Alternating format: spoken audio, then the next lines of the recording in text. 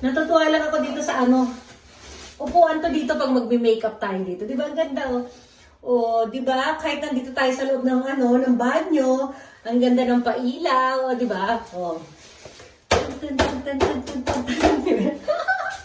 Oh, o di ba? Upo tayo dyan. Huwag lang tayo matumba, ha?